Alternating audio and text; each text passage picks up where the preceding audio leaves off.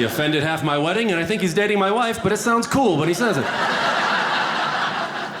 Went down south this summer. I was in Mexico City for 5 days. I just went by myself. I'd never been there before. I love Mexico. I think it gets a bad rap. I love the people, loved it. And everybody was so scared. They were just like, don't go to Mexico City, man. Why? Oh, it's really spread out. It's really crowded, and the traffic's horrible, and the air quality's bad, and there's a lot of crime, and you can't speak English everywhere. And I was like, yeah, I live in LA. You just described every day of my life for the last 20 years. Ooh, don't tell me, is there a lot of Mexicans there too? What's that like?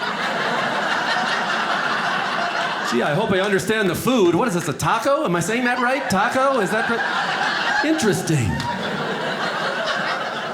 It's no big deal. Tell you what, you live in LA, you go to Mexico, not a big culture shock. You know what's a culture shock to me now? Vermont. That's a culture shock. Alabama, just a bunch of people walking around speaking English and pouring ranch dressing all over everything. What's a gringo got to do? Get a cold horchata up in here.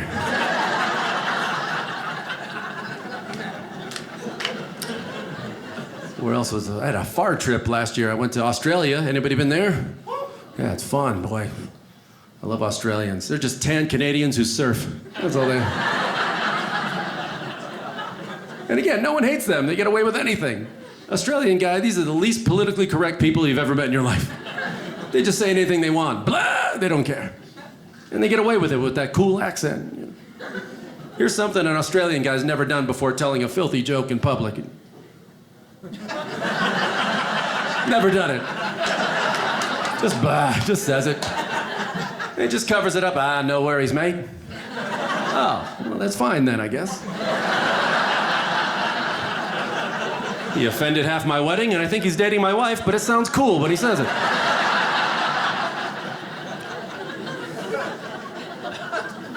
I learned how to speak Australian when I was there. It's very simple. All you do is just shorten every word. Breakfast is brekkie. Mosquitoes are mozzies. Sunglasses are sunnies, and board shorts are boardies. They shorten every word, except the names of their towns, which are 85 letters long. All right, boys, we're going surfing tomorrow. Eat your brekkie, put on your boardies, wear your sunnies, and look out for the mozzies, because we're going to the town of Boomly Boomly Boomly Bongo. It's just south of Chumbawamba Kashagoo. No worries, man. Australians get around. I see them all over the world. The only people I see more traveled are the Germans, boy. I've never not run into one German somewhere. You, right there? See, there's always one. Always one. Two of them. Oh, man. You guys travel everywhere, right? I've never been to a country you haven't been. And they like to get off the grid, boy. You could go to the most remote place in the world, hack through 4 days of Borneo jungle, off the grid, off the GPS, off the map. You come across some hidden cove that's overgrown, and you think to yourself, wow, I'm probably the first human being to ever set foot on this spot. And the second you lay down your backpack, a naked German couple walks out, Guten Tag! Where'd you come from? We've been here for 3 weeks. We are German. We have 47 weeks of paid vacation a year.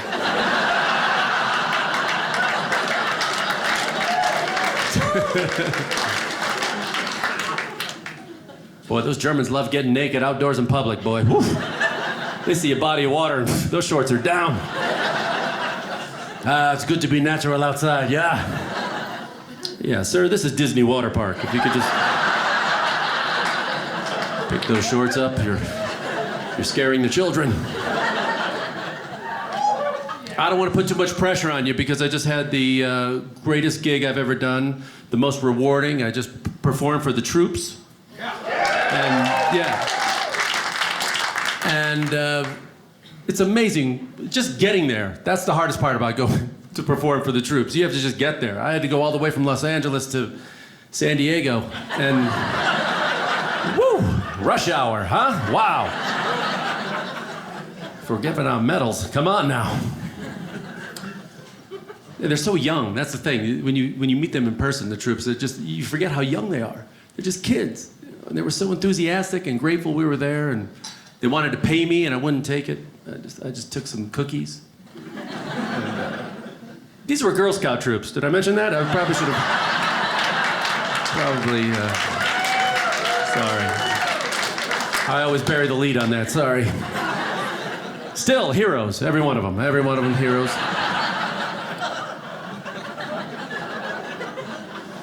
I admire anybody who joins the military. I tried. Went down there, and Army doctors told me I had cowardice. So.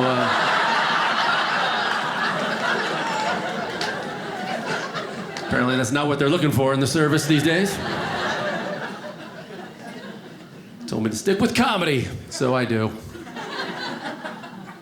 I don't know, when you're a comedian, you get asked the same questions all the time. And I think the honest question I always get asked is, so you're a comedian, huh?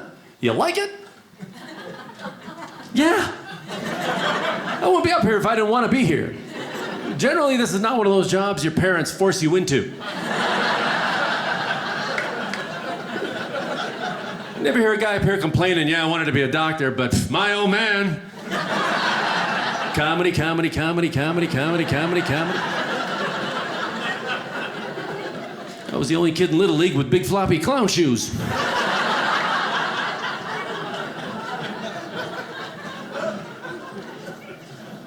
Actually, my parents are pretty cool with what I do, which is odd, because they're smart. They're teachers. We need good teachers. I've had some bad ones. Yeah, your teachers here? Yeah, God bless you. We need good teachers. Fifth grade, I had a teacher, she would use big words and use them wrong. And one day there was an eclipse, and we all wanted to run out and go see the eclipse, and she stops us at the door. She goes, don't look right at the sun. Don't look straight at the sun, you'll burn your rectum.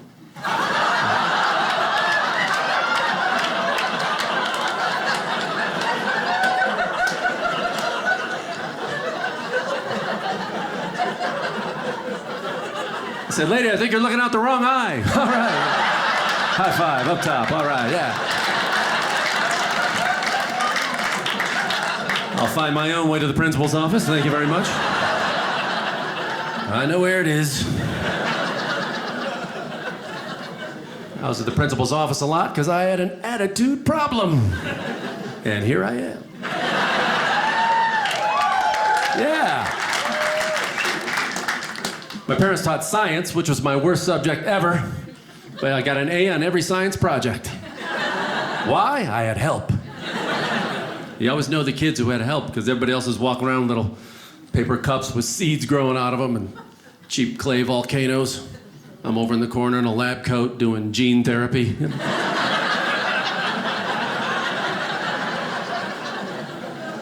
Mike, did your parents help you? Nope. These are my monkeys.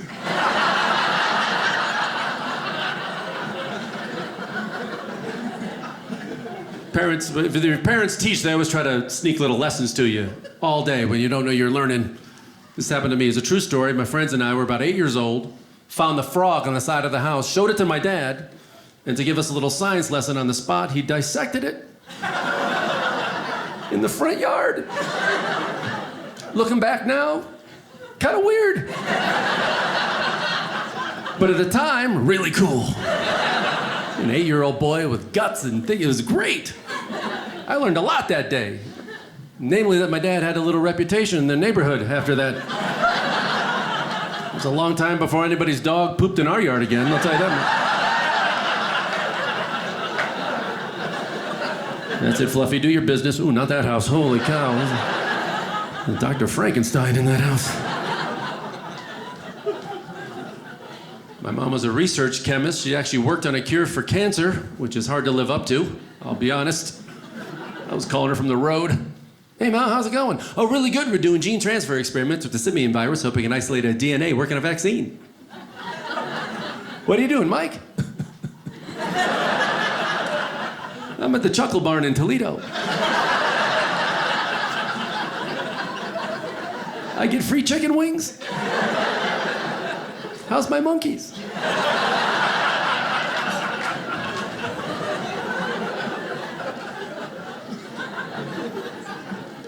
Comedy's brought me a lot of places. I'm originally from the Midwest, Chicago. And, hey, you too? Yeah. Clap those frozen hands. Go ahead. I moved out to California. Still not used to Hollywood. I still can't get used to the people. There's a guy in my gym who works out every day in sunglasses. That's pretentious, right? If I see you working out every day in sunglasses, there better be a dog in front of you on the treadmill.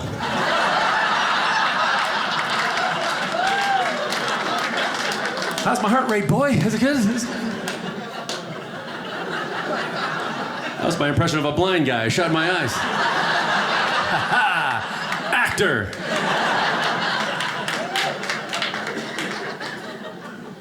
Acting, there's a tough gig, boy. That's a tough one. I had one acting job last year, one paid acting gig, and it was a non-speaking role in an animated film. I played a tree.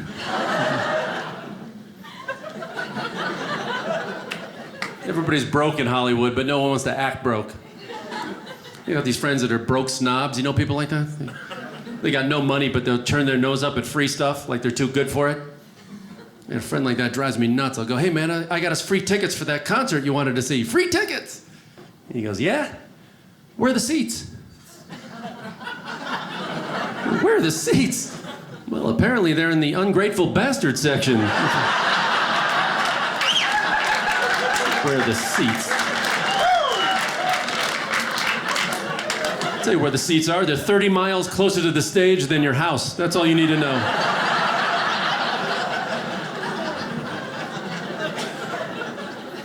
Somebody told me when I got into this business I should incorporate myself for my taxes. I should be a one-person corporation, so I did that. Became a one-person corporation, and then I was between gigs one year and I tried to get unemployment. And they told me to get unemployment, I was gonna have to fire myself. I never fired anyone or been fired. Now I gotta do both. I didn't want to do it. But then I took a second look at my financial performance from last year, and I think I had it coming. Turns out I was the weak link in my corporation. Clearly, I had to go. So I called myself into the home office in the kitchen. Apparently, there have been rumors going through the hallways that something was going down. Rumors of me showing up in pajamas. Sexual harassment. They can't prove that, though.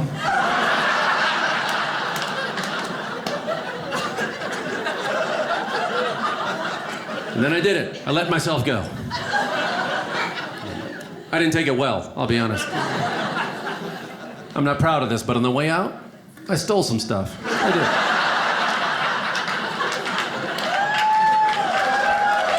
Yeah. I thought I earned it. So you gotta go back on the road to make money. There's no place I won't play. Played a retirement home not too long ago. Things are looking up. There's a 95-year-old guy there. 95, sharp as a tack. He's a stockbroker. 95-year-old stockbroker. First stock he ever bought? Fire. That's an old man. This guy bought the wheel at 26 cents a share. He did very well. He was there with his third wife, who was 75. Yeah, this guy's robbing a 75-year-old cradle. And I asked him, I was fascinated. I said, how do you get the ladies at your age?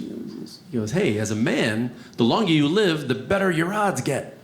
And it's true. I saw the ratio in the retirement home, the man to woman ratio. If you're a single guy in a retirement home, you're fighting off the ladies. And if he can drive at night, holy cow. Whew. Brad Pitt with a walker going in there, man.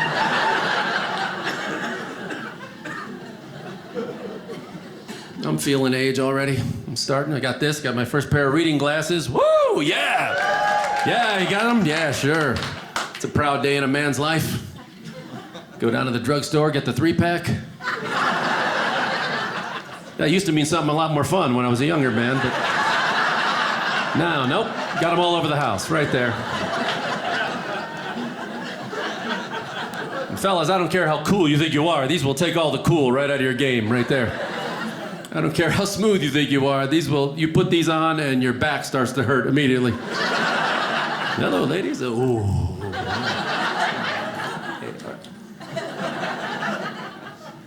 I don't know what happened. It's just like I woke up one day and I was doing the extendo arm. It's like my eyeballs had a meeting while I was asleep. It's like, we're done reading this close to our face. We're done. I'm in a dark restaurant. I gotta put the menu on a selfie stick with a flashlight. Is that chicken? I can't see it. Never saw James Bond pull these out in a movie. Even though he was like 70 in some of those. All right, Goldfinger, I got your plans for nuclear animation. No, annihilation. There we go.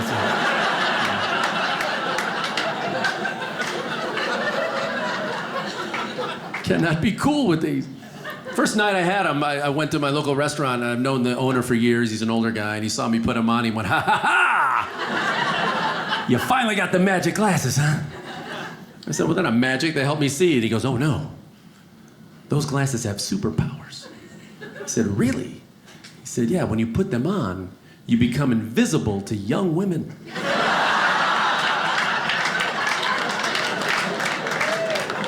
And he's not wrong. You want to feel old? Technology. That'll make you feel old. It just goes too fast. I get a new phone. I got to ask an 8-year-old how it works. I don't think all improvements are good, though. All technology, like this. This is my hotel room key. This is what we get at every hotel now. Is this an improvement over the actual metal key that used to work, what, 100% of the time?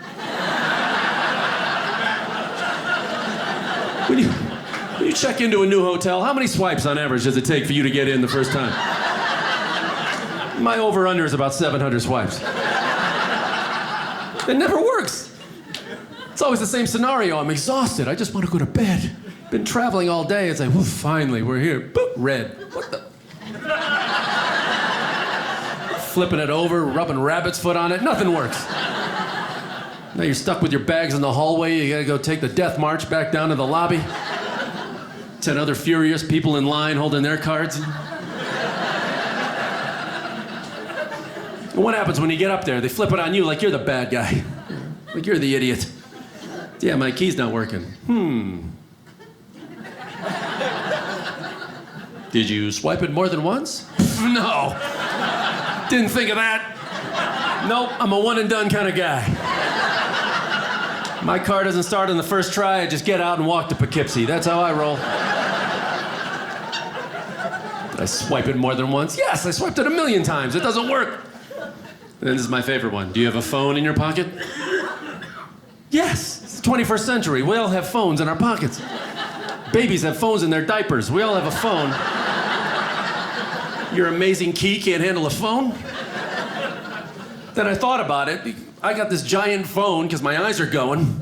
It's a huge screen, and now she's telling me there's enough radiation kicking off this thing that it's screwing up the key card. So, of course, where do I keep it all day, every day, like a genius? Right there next to my crotch. Just just microwaving my privates all day long. Idiot. Probably got 2 lonely chromosomes left down there.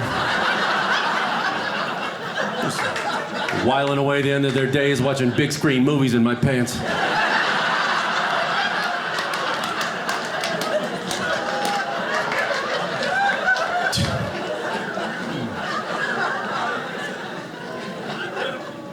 I don't know if all technology's good. We try to protect everybody from technology, and then we go overboard. We protect the kids too much. You know, my niece can't go outside unless it's a play date. You know, I remember my play dates growing up. Get outside. All right. Guess I better learn how to make friends. Some of the technology is good if it helps you, save your life. You know, I had to put in a car seat for her. That's 3 hours of my life I'll never get back. I don't remember my dad doing this. I try to think about how I grew up, and this is no joke. Me, my brother and sister on long car rides used to fold the seat down in a station wagon and play Twister at 70 miles an hour.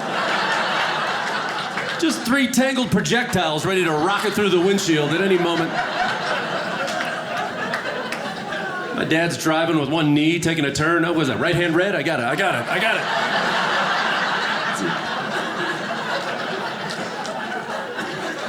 How are any of us left standing? don't know. All the pregnant women in my neighborhood, they don't leave the house without a surgical mask on, which I guess couldn't hurt, but I don't know. Is it necessary? See pictures of your grandmother? Just 8 months pregnant, cigarette martini on the back of a motorcycle.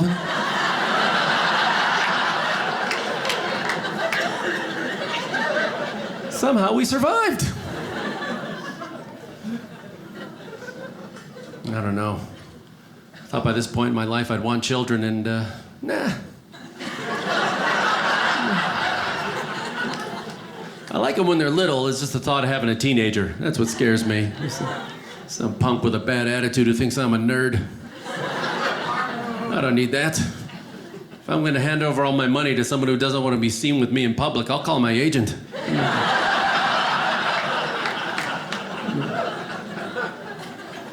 But they say as a man, you can have kids at any age. Don't worry, any age. All right, yeah, but do you want to? They say, oh, Mick Jagger just had a kid at 73. Oh, well, good for Mick. I'm sure him and his household staff of 12 will be great parents. It's a little different for the rest of us. You know, first of all, I don't think Mick even knows he had a kid. He just woke up one morning. I thought I heard a baby in the castle last night. Yes, Mick, that's your new child. Cool. No clue. No clue. I don't know if I want to be super old dad. Then I thought about it. Maybe it's not so bad. Probably got a lot in common with a baby. Get the same amount of hair. You both like soft food. And you're on the same nap schedule. That'll work out. So much birth control on the market, though. There's a birth control patch for women that looks incredibly like the nicotine patch, which means that the practical joke possibilities are endless.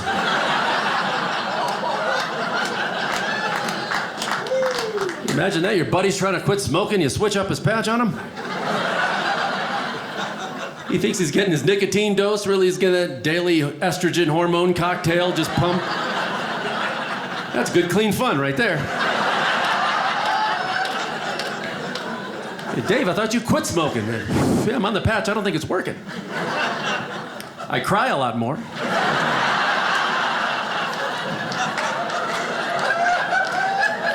My chest is swollen and tender. I don't get it.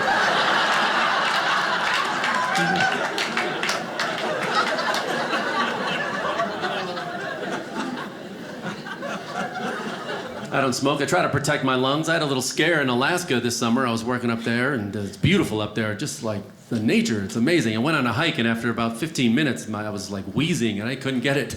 Then I realized it's because I've lived in LA so long, my lungs can't handle all the fresh air in the air up there. So, what do you call this, oxygen? Oh, man. Whew. I had to go suck a tailpipe just to feel normal. Fire it up! Oh, yeah, that's the stuff. Yeah, right there. Oh, just like home. There you go.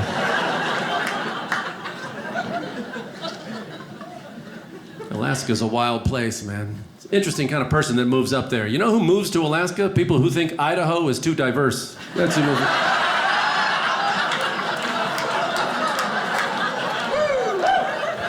They couldn't handle that fast-paced, go-go Montana lifestyle anymore. Had to get away.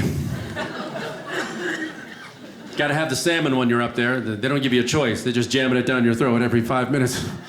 Have some salmon. Don't forget to try some salmon. Take some home with you. Have some salmon. Like, relax. I'm not a grizzly. Back off. Been here a week. I had it 80 different ways. Grilled, fried, poached, spread on a bagel, smoked. I mean, I smoked it just for something different. Anything. And every restaurant up there pushes it on you like you can't get it at the next restaurant and the next one after that. And our special today is the salmon. Ooh, you don't say. Don't tell me, was it the special the last 364 days too? Did you fly it in special or did you just, go outside and bend over in a puddle and pick one up? I tripped over 3 salmon walking in this place. It's good, but it's not special up here. You know what's a special up here? A decent burrito. Get on that. Why don't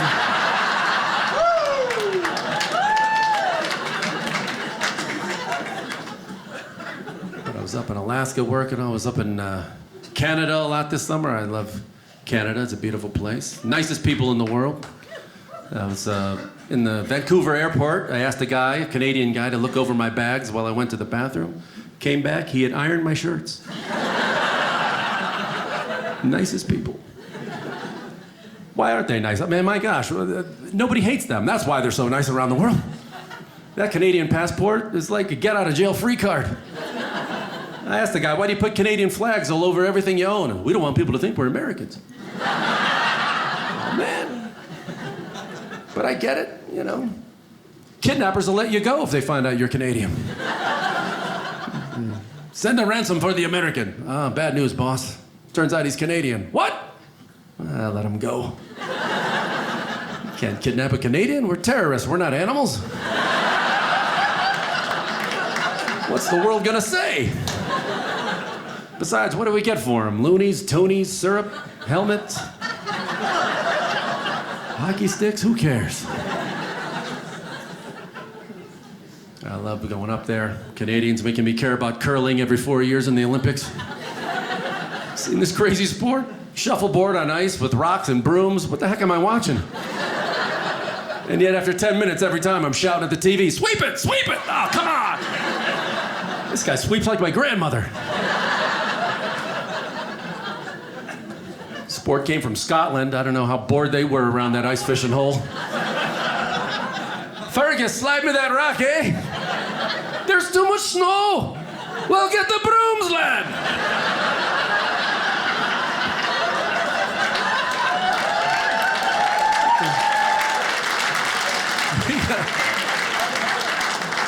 We gotta send this to the new country.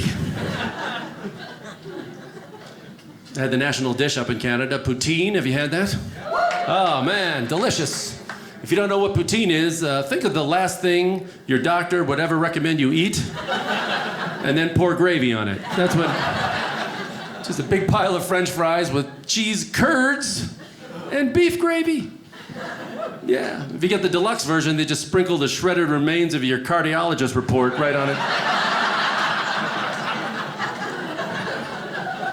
This was created in Quebec by descendants of the French. The French who created, like, fine cuisine. What happened on that ride over the Atlantic? It's a shipwreck with all the cookbooks on it. Oh, sacre bleu, poutine.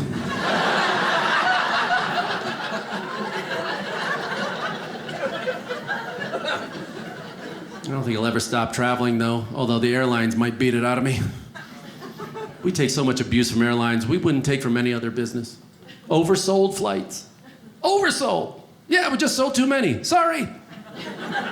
What? What other business transaction would that be cool? I want to buy this candy bar. Okay, that's $1. Here's my $1. Where's my candy? Well, you know, it's the darndest thing. We're out. What? Yeah, we just sold too many. Sorry. But I gave you money. Yes, you did. Thank you very much. When do I get my candy? Well, the next Snickers truck comes by in about 4 hours. If there's any left over on that one, you'll get one of them. But until then, grab a magazine, go sit over there like an idiot for 4 hours. And don't forget to join our frequent idiot program.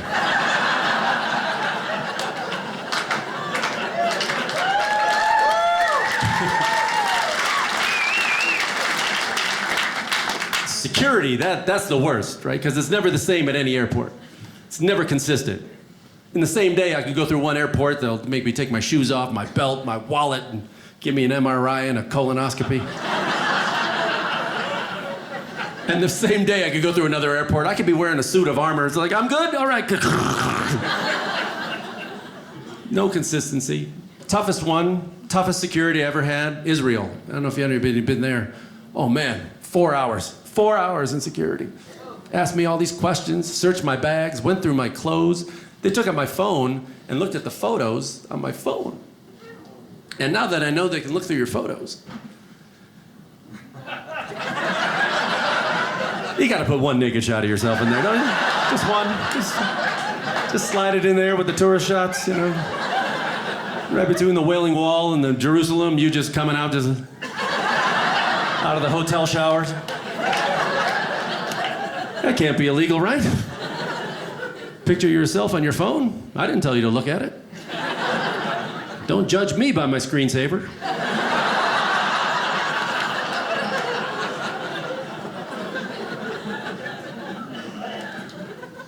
Guess if I want a decent relationship, I'll have to stay home at some point. I don't know. After 20 years of bad relationships, I'm starting to think I might be part of the problem. Nah. That's just a therapy talking.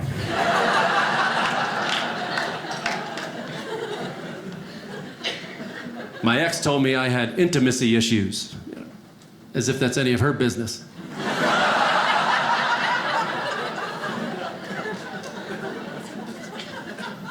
Tough. I'm starting to date, as I get older, I have to date people who already had kids, which is that's a tough one. You can't rush that. You can't meet those kids too early. I had this woman, it was like 2 dates, and she already said, hey, she had 2 little boys, and she went, I'm gonna take the kids to the carnival this weekend. You wanna go? I was like, wow, no. Sounds awful. I'm not anti-kid, but who am I to these kids? I'm just some guy. They don't know me. I can't discipline them if they're acting up at the carnival. Hey, get down from there, you're gonna get hurt. You're not my dad. You know what, you're right. Go ahead, stand up in the tilt-a-whirl. I wanna see how this goes. Kind of curious myself to see how this is gonna play out.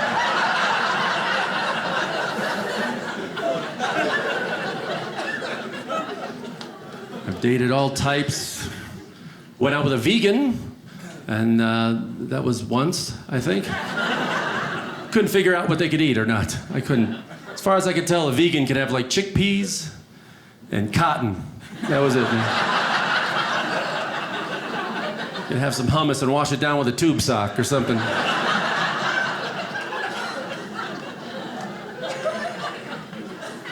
All my friends have kids, and you feel left out at parties.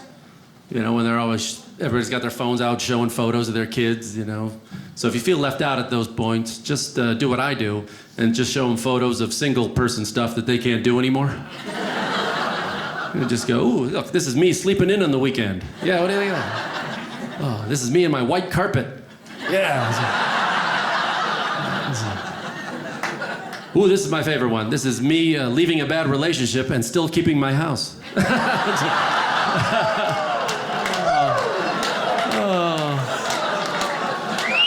Sweet equity, it grows so fast.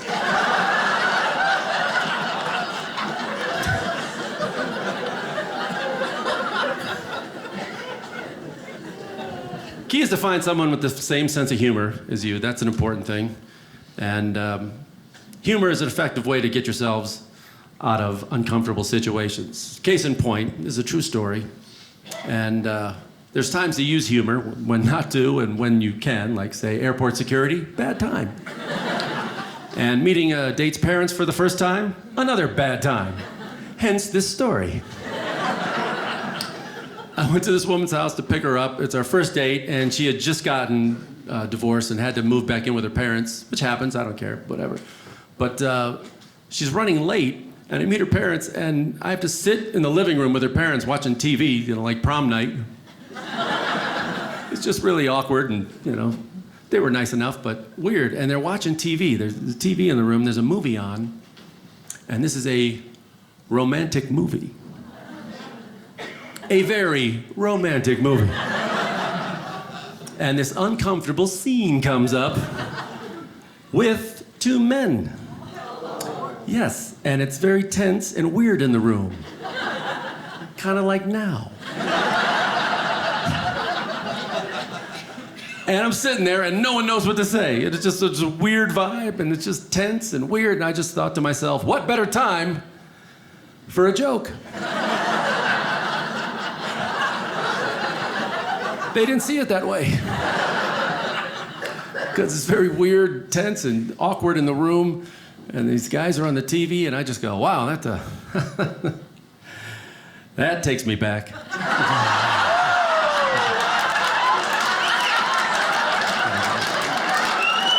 Not a good idea. Folks, you guys have been fantastic. Thank you so much. Thank you, Vid Angels. Thank you, everyone. Well, good night.